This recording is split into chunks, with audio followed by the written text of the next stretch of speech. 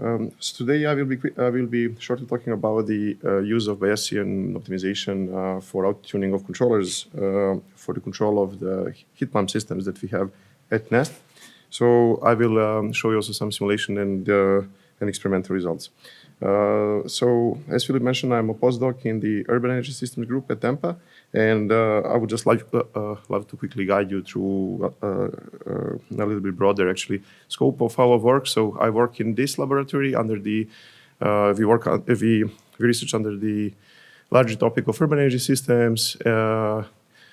Basically covering different topics like in the lab from individual building systems to modeling and optimization of multi-energy systems, and finally to the operation and demonstration of those technologies. And we are led by Dr. Kristina Orehoning.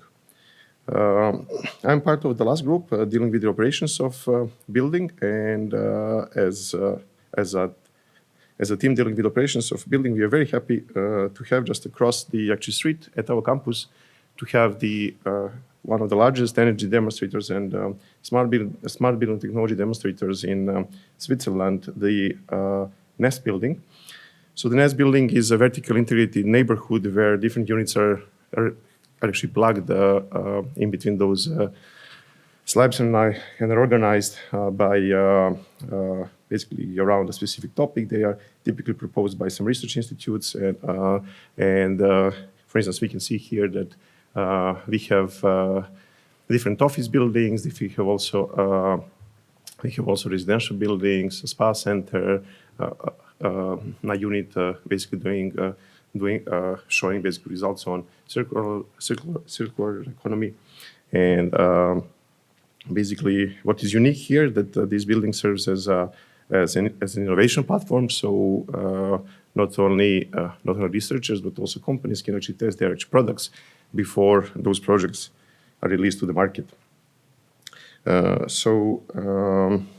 In the background of this building, there is a part which enables integration and connection of the energy and information flows, and this is our energy hub and the automation hub. Basically, this is a backbone where all devices and technologies from generation to actual transformation and also storage have been integrated.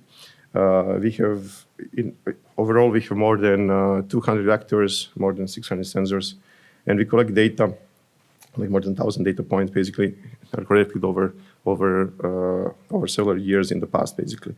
So therefore, the overall platform basically represents an ideal environment for testing new technologies, as I said, and which are related to not only building systems but also to the occupant comfort. And basically, there are several startups. I mean, like already some products tested here and which are now successfully used at the market, and there are also some startups actively testing. So I would like to use this opportunity to invite you to visit us, and if any of your research on machine learning can be actually applied to actually get in contact with like with me or with some of our colleagues in the group or from the next group. So basically, now coming back to the research topic of our group. So the central research topic of our team is how such a system, such as the basically neighborhood, can be optimally controlled, and basically meaning optimally controlled in terms of energy efficiency and CO2 emissions, while satisfying or improving the level of comfort of occupants. And this is not just the open question that we consider in our group, but it's also probably one of the central open questions today, basically around the climate change. Is more than 40% of final global energy is used for the operation of buildings, and this is expected to grow due to further urbanization. So the main challenge is to operate this actually optimally is the basically a plethora of systems connected together, and that some systems are actually getting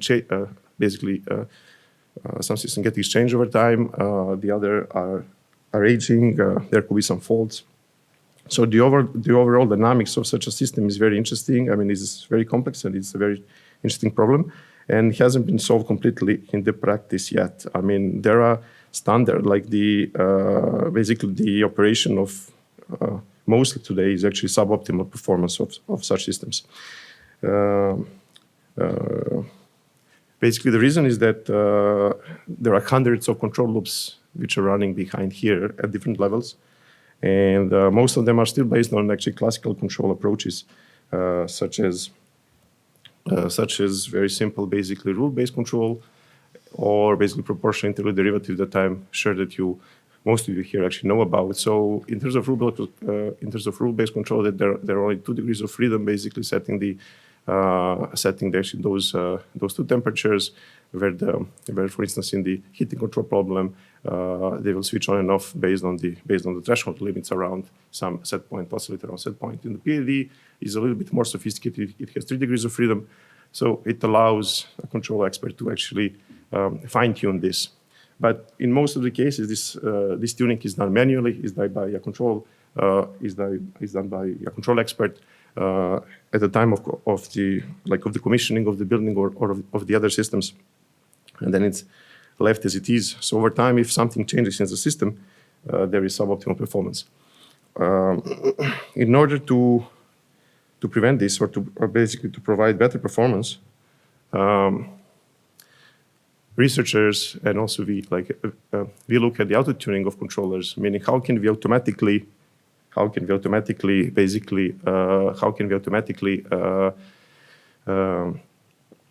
detect like this performance here, so the input-output performance. So we have a system now which will be measuring the performance. Then we have a desired performance, and then a mechanism to adjust the controller. So in basically time domain, if this is an ideal basic response of the system, and then there is some disturbance coming, the regular controller wouldn't react while the adaptive would make adaptations. And then the question is, what algorithms could we apply, and how can we scale them? Like if you think of algorithms that could solve this problem, there are classical algorithms which work in a very good way, but the problem is how can we apply this such that we can scale them and apply them like across different technologies, across different basically devices and systems. One of the promising approaches to go for is the model-free and data-driven basically approaches. And one of the approaches there is Bayesian optimization, in particular like say Bayesian optimization, which is the model developed at the chair of learning and adaptive systems. So we applied it to. So basically here, so compared to the classical Bayesian optimization, also the constraints are respected, so that the safe set is expanded only like in the domain where the constraints are expected. When applied to Watteau example, on a generic system, on a vertical pole system, basically the controller starting from some initial basically parameterization and respecting some constraints, for instance, on the maximum angle, basically goes from from initial settings to some settings. We have applied it to the heat pump system at Empa. On the condenser side, we have been regulating this valve in order to control the output temperature, and those are the actually the experimental results. So those are some of the runs during the exploration of the actual space of the parameters. This is the final parameterization which was found by the controller, and we were optimizing for the mean square error. So not for the overshoot. We also have other results for the overshoot, but here we were optimizing for the mean square error. And here on the right hand side, you can see what are the parameters basically wherever the point selected by the algorithm. So the talk is also labeled basically 2-stage safe Bayesian optimization. We looked also how can we to bring this closer to the practice.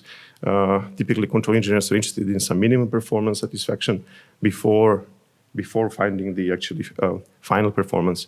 So basically, we can there one could switch into a different basically criteria and look first for the upper confidence bound and the other end for the lower confidence bound, and basically trade exploration and exploitation depending on what needs to be firstly achieved.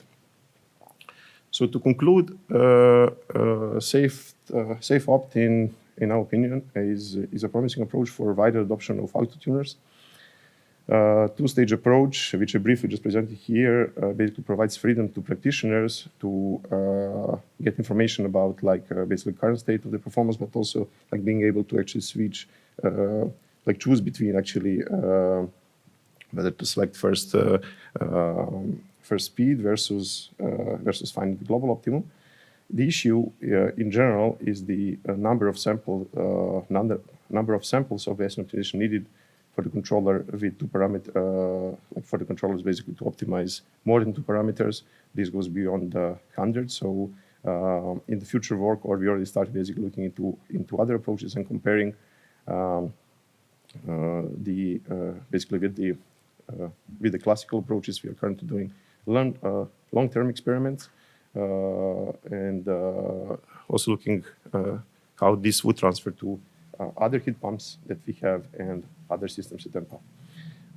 I would like to thank you and for your attention. And this is my contact, and this is the webpage where you can have more information about our research. Thank you.